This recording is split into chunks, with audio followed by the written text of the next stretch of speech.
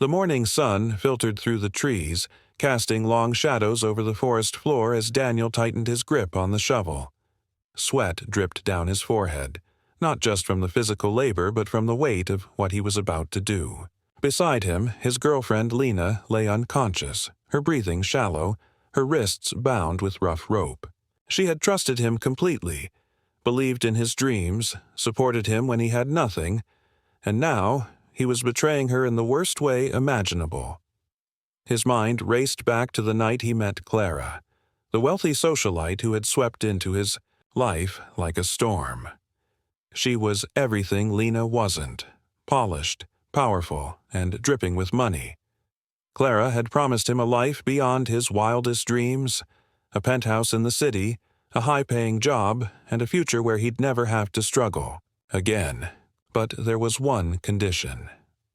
"You have to get rid of her," Clara had whispered, her fingers tracing his jaw. "She's holding you back. You know it's true."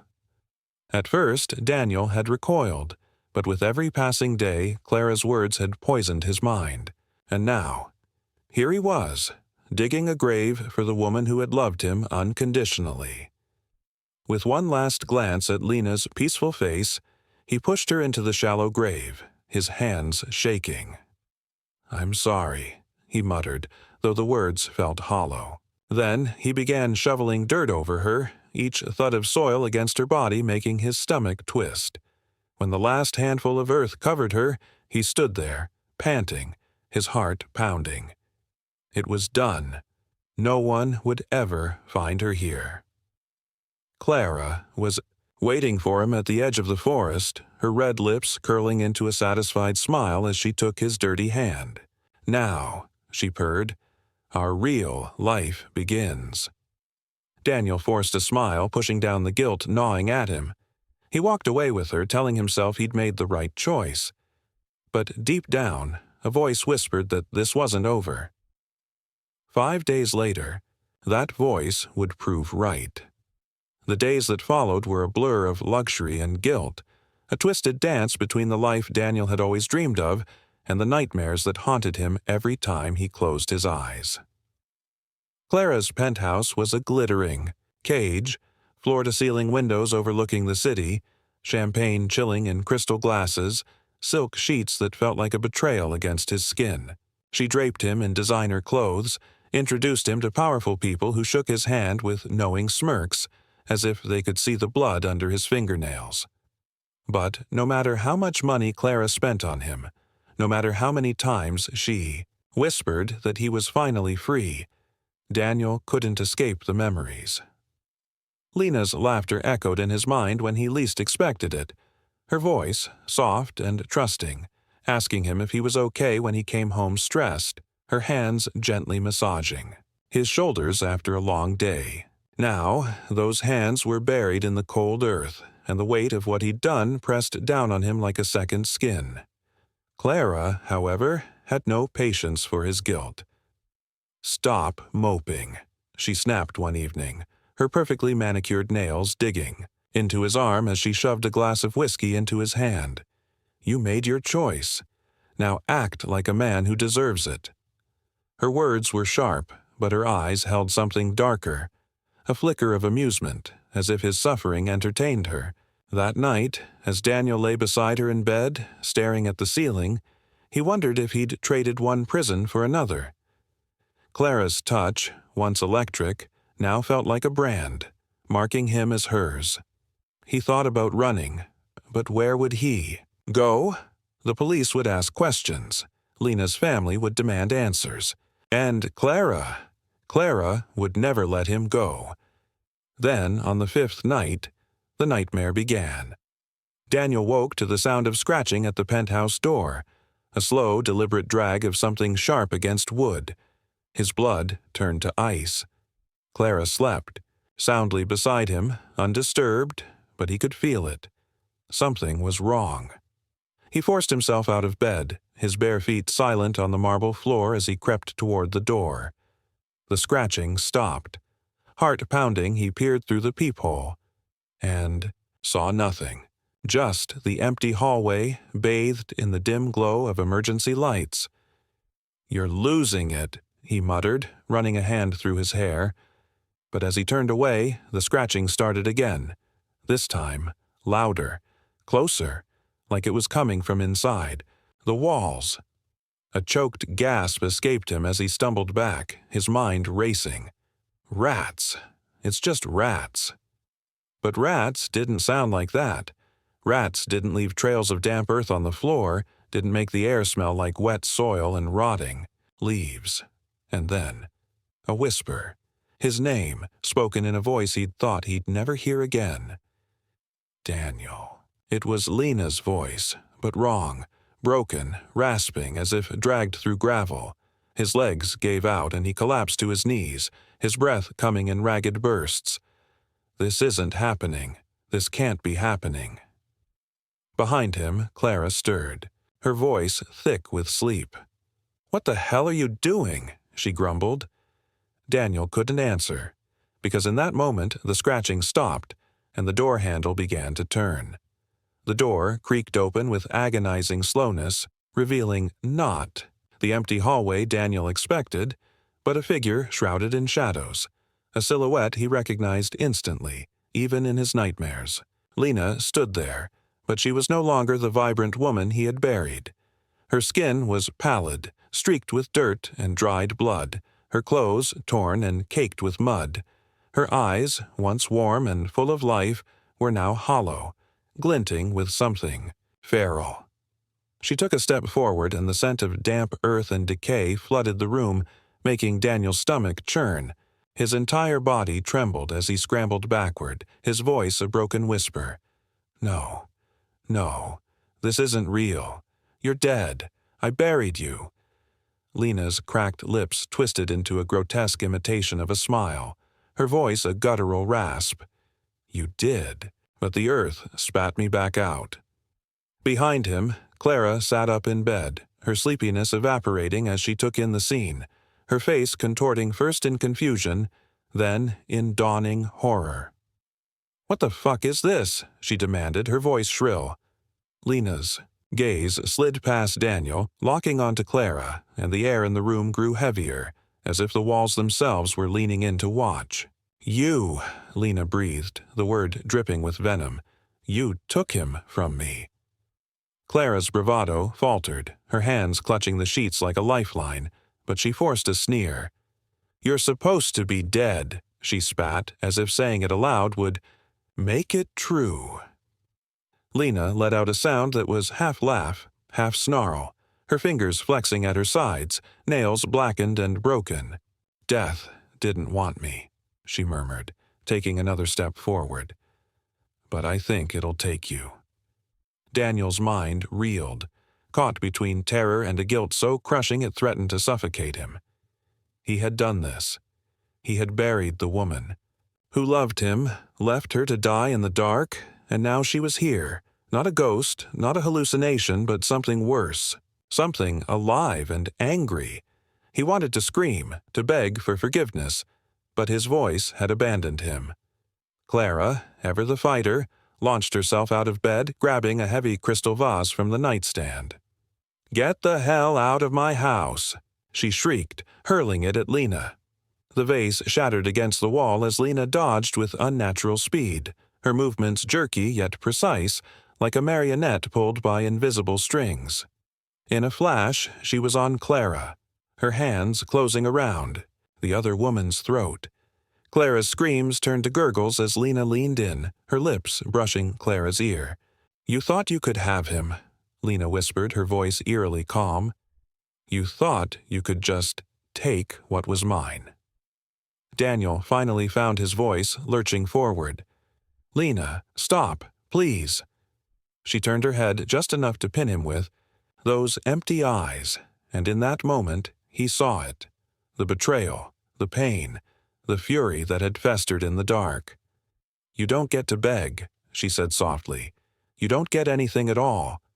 Then, with a sickening crack, Clara's body went limp in her grasp. Lena let her drop to the floor like a discarded toy, her attention shifting fully to Daniel. He backed away until his spine hit the wall, his breath coming in panicked bursts. Lena tilted her head, studying him as one might study an insect. "Do you know what it's like," she mused, "to wake up in the dark? To claw your way through 6 feet of dirt, choking on soil, screaming for help that never comes?" Daniel's vision blurred with tears. "I'm sorry," he choked out. Lena smiled, and it was the most terrifying thing he'd ever seen. "Oh, Daniel," she sighed. "Sorry isn't going to save you." The last thing he saw before the world went black was her hand, streaked with dirt and blood, reaching for his face. Daniel awoke to the smell of damp earth and the metallic tang of blood clinging to the back of his throat, his head pounding as if it had been split open. He tried to move, but his limbs refused to obey. Thick ropes bit into his wrists and ankles, securing him to a wooden chair in the middle of a dimly lit room he didn't recognize. The walls were bare concrete, the floor stained with patches of something dark and dried, and the only light came from a single flickering bulb overhead, casting long, wavering shadows that seemed to twist and coil like living things. Panic surged through him as he struggled against his bindings, the ropes only tightening with every desperate jerk, and then he saw her, Lena, perched on the edge of an old wooden table just a few feet away, watching him with those hollow, unblinking eyes. She had changed clothes, now wearing a tattered white dress that might have once been elegant but was now streaked with grime and rust-colored stains, her hair matted with leaves and twigs as if she had just crawled out of the ground all over, again. In her hands, she idly turned a rusted hunting knife over and over, the blade catching the dim light in menacing glints. "Welcome back," she said, her voice eerily calm as if they were simply picking up a conversation they'd left unfinished. Daniel's mouth was bone dry, his tongue sticking to the roof of his mouth as he tried to form words.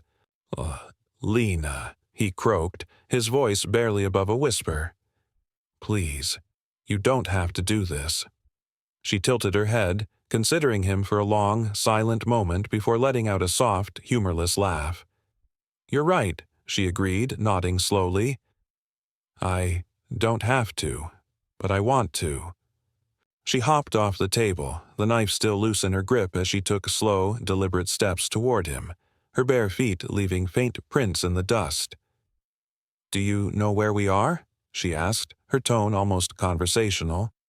Daniel swallowed, hard, his eyes darting around the room again, searching for anything familiar, but there was nothing. Just the concrete, the shadows, and the overwhelming sense that this place existed outside the world he knew. No, he admitted, his voice shaking. Lena smiled, but it didn't reach her eyes. "This is where they brought me after you left me to die," she said softly. "A hunter's cabin, deep in the woods, miles from anywhere, miles from help." She dragged the tip of the knife along the edge of the table, the screech of metal on wood making Daniel flinch. "They found me, an old man and his grandson. I was barely alive, but they fixed me." Daniel's stomach twisted as he stared. At her, realization dawning. They saved you," he whispered, a fragile hope flaring in his chest. Lena's smile vanished. "No," she said, her voice dropping to a whisper. "They didn't save me. They changed me." She leaned in close, her breath cold against his ear. "They showed me things, Daniel, things that live in the dark, things that hunger." She pulled back, her eyes gleaming with something inhuman, and for the first time Daniel noticed the jagged, uneven marks along her arms, scars that didn't look like they'd come from any knife or fall. They looked like bites. His blood ran cold. What are you?" he stammered. Lena straightened, her expression unreadable. "I'm what you made me," she said simply. Then, with a sudden, violent motion, she plunged the knife into the table beside his hand, the blade vibrating with the force of the impact. "And now," she murmured, "it's your turn to learn what it feels like to be buried alive." The air grew, thick with the scent of damp soil and something far more primal. the raw, coppery tang of fear that seeped from Daniel's pores as Lena circled him like a predator savoring its prey. The knife remained embedded in the table, its handle trembling slightly as if alive with anticipation, but she no longer seemed to need it. There was something far more terrifying in the way she moved now, her steps unnaturally fluid, her body casting elongated shadows that didn't quite match her movements. Daniel's breath came in ragged gasps, his mind scrambling for escape, for reason, for anything to anchor him in this nightmare. "Lena," he pleaded, his voice cracking under, the weight of desperation. "Whatever they did to you, whatever you think you are now, this isn't you. The Lena I knew would never—" She cut him off with a laugh so sharp it bordered on hysterical, her head snapping toward him with a speed that made his muscles lock in primal terror. "The Lena you knew," she repeated, her voice dripping with venom. "The Lena you knew trusted you, loved you, believed in you, and you buried her in the dark like garbage." Her hands clenched into fists at her sides, the bones cracking audibly, and for a fleeting second, her pupils dilated into something too wide, too black, like voids swallowing the last remnants of her humanity. A gust of wind howled through the cabin's broken windows, extinguishing the lone bulb and plunging them into near-total darkness. Daniel's scream lodged in his throat as something cold and impossibly strong closed around his wrist. Not the grip of fingers, but something wiry and unyielding, like roots coiling around his flesh. He thrashed wildly, the chair legs screeching, against the floor, but the bindings only tightened, biting deeper until he could feel the blood welling beneath them.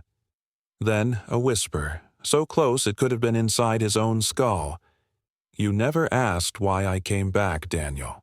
The darkness around him pulsed, alive and hungry, and suddenly he could see, not with his eyes but with some deeper, more primal sense, the thing that had taken root inside Lena. It wasn't just rage, it wasn't just pain. It was something older, something that had slept beneath the forest floor for centuries, waiting for a vessel desperate enough to invite it in. "They tried to help me," Lena's voice echoed, now layered with something guttural and ancient. "But the thing they worshipped, it didn't want to heal. It wanted to feed." The roots dragged him downward, the wood of the chair splintering, as his back hit the floor, and suddenly the concrete beneath him moved, cracking open like a yawning mouth, exhaling the scent of rot and wet earth. Daniel's voice finally broke free in a raw, animalistic shriek as the ground beneath him dissolved into loose soil, pulling him under. He clawed at the air, at the roots, at anything, but it was like fighting the tide. The more he struggled, the faster he sank. Above him, Lena's silhouette blurred at the edges, her outline melting into the shadows of the cabin. Her voice, the last thing he heard as the dirt closed over his face. "Now you'll learn what it's like to scream with no one to hear you." The weight of the earth crushed his chest, filled his mouth, his nose, his lungs. But just as the darkness threatened to swallow him whole, a single, searing thought cut through the terror. This wasn't revenge. This was a ritual, and he was just the sacrifice. The earth swallowed Daniel whole, pressing against him from all sides with a weight that felt eternal. The soil forcing its way into his nose, his mouth, his very pores, until every gasp became a mouthful of dirt, every scream a silent convulsion in the dark. Time lost all meaning. Minutes or hours might have passed, the line between life and death blurring as his body fought against the inevitable, his mind unraveling into fractured panic. But just as his consciousness began to flicker, something shifted. The earth around him moved, not the natural settling of soil, but something deliberate, alive, as if unseen hands were parting the dirt to make space for him. Then came the air. A sudden, shocking rush of it, cold and sharp against his dirt-caked face, and Daniel gasped like a drowning man breaching the surface, his body convulsing as he vomited clumps of soil onto the ground beneath him. He was no longer in the cabin, no longer even in the forest. He lay sprawled in a clearing under a moon so large and pale it looked like a watchful eye, its light casting the twisted trees around him into skeletal silhouettes. And standing over him, haloed by that unnatural glow, was Lena, but not the Lena who had dragged him here. This version of her was worse. Her skin had taken on a grayish pallor, stretched too tight over her bones, and her hair had grown wild and tangled, threaded through with vines and brittle leaves that rustled with every slight movement. But it was her eyes that froze the blood in Daniel's veins. No longer just hollow, but gone, replaced by two pits of absolute darkness that seemed to tunnel endlessly into something far worse than emptiness. When she spoke, her voice was no longer her own. It layered over itself, a chorus of whispers that buzzed beneath his skin like insects. "You're wondering why you're still alive," she mused, crouching beside him with the eerie grace of something that had never been human. "It's simple, really. The old ones don't want you. They want what you carry." Her hand, cold and rough as tree bark, pressed against his chest, and Daniel felt something squirm beneath his ribs in response, a foreign presence that had taken root without his knowing. He recoiled, scrambling backward until his back hit a gnarled tree trunk, his breath coming in ragged, sobbing gasps. "What did you do to me?" he choked out, his fingers clawing at his own chest as if he could dig the thing out. Lena's smile widened, splitting her face in a way that should have been impossible, the corners of her mouth stretching too far, revealing teeth that had grown sharp and needle-like. "Nothing you didn't deserve," she whispered. "You planted me in the dark. Now I've planted something in you." She straightened, tilting her head as if listening to a voice only she could hear, and the clearing around them responded. The trees groaned, their branches twisting like awakening limbs, and the very ground beneath Daniel vibrated with a low, subsonic hum. "It's almost time," she murmured, more to herself than to him. Then, with a sudden jerking motion, she seized his arm, her nails digging deep enough to draw blood. "Run!" she breathed, her voice suddenly, terrifyingly human again, laced with something like pity. "If you can make it to the edge of the woods, by dawn, you might survive what's coming. But you should know." She leaned in, her lips brushing his ear. "It's always watching." Then she shoved him forward with impossible strength, sending him sprawling into the undergrowth. Daniel didn't hesitate. He ran. Branches whipped at his face, roots snagged at his ankles, but he didn't stop, didn't dare look back. Behind him, the clearing erupted in a sound like 100 voices screaming in unison, and the trees themselves seemed to lean after him, their shadows stretching unnaturally long across the forest floor. And beneath it all, beneath the terror and the pain and the crushing guilt, one thought burned brighter than the rest. She had let him go, but that, he realized with dawning horror, might be the worst punishment of all. Dawn crept across the forest like a thief, its pale fingers staining the horizon blood-red as Daniel stumbled through the undergrowth, his body a symphony of pain and exhaustion.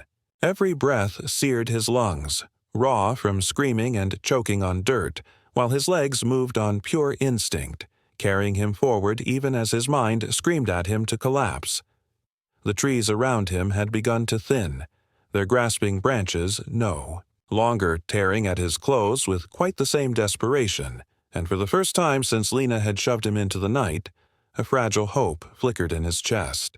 He could see it now, the edge of the woods marked by a crumbling stone wall, and beyond it, the faint glow of streetlights. Civilization, safety, freedom. With a sob that was equal parts relief and anguish, Daniel pushed himself faster, his bare feet slapping against the dew-slick grass as he surged toward that promise of salvation. But, just as his fingers brushed the moss-covered stones of the wall, something wrapped around his ankle, cold and sinewy as a serpent, and yanked him backward with brutal force. The world tilted, the sky wheeled above him, and then he was on. His back, staring up at the thing that had once been Lena as she crouched over him, her face inches from his, her breath smelling of turned earth and something sweetly rotten. "You didn't really think it would be that easy, did you?" she murmured, her voice a perverse parody of tenderness, the same tone she'd used years ago when she'd find him stressed over bills and rub his shoulders until the tension bled away. Now, her fingers traced the line of his jaw with mocking gentleness, her nails, blackened and too long, leaving faint scratches in their wake. Daniel tried to speak, to beg, but his voice had abandoned him, reduced to whimpers that made her smile widen. She soothed, pressing a finger to his lips. "It's almost over." Behind her, the trees shuddered, their trunks splitting open with wet, tearing sounds, and from the fissures poured things that were neither plant nor animal, their forms shifting and writhing as they oozed toward them. Daniel's bladder let go, warm wetness spreading down his legs as the creatures circled, their movements synchronized, their purpose clear. Lena straightened, spreading her arms as if to embrace the horror she'd summoned. "They've been waiting so long," she sighed, her voice thick with reverence, "starving in the dark. But you they'll feast on for eternity." The last thing Daniel saw before the creatures descended was Lena's face, not twisted in triumph, but almost sad, the ghost of the woman he'd loved flickering in those bottomless eyes. Then the pain began, white-hot and endless, as 1,000 teeth and tendrils and claws tore into him, not just his flesh but his very soul, unraveling him layer by layer. He screamed, but the sound was swallowed by the forest, by the earth, by the ancient things that had waited so patiently for this moment. As his vision darkened for the final time, he heard Lena whisper, "Now, you'll never leave me." And then, silence. The police found Clara's body 3 days later, her throat crushed, her face frozen in a rictus of terror. Of Daniel, there was no trace, just a pair of muddy footprints that vanished halfway across the penthouse terrace as if he'd simply stepped into thin air. The case made headlines for weeks, then faded into obscurity, another tragic mystery in a city full of them. But deep in the forest, where the trees grow too close and the shadows move when no one's watching, locals swear they sometimes see a woman in a tattered white dress, her hands stained with earth, her smile too wide. She's never alone, they say. There's always a man with her, his face half hidden in the gloom, his mouth open in a silent scream. And if you listen closely, just as the wind changes direction, you might hear her whisper the same words, over and over. Nothing is ever really buried. Subscribe and press the bell icon so that you never miss the amazing video.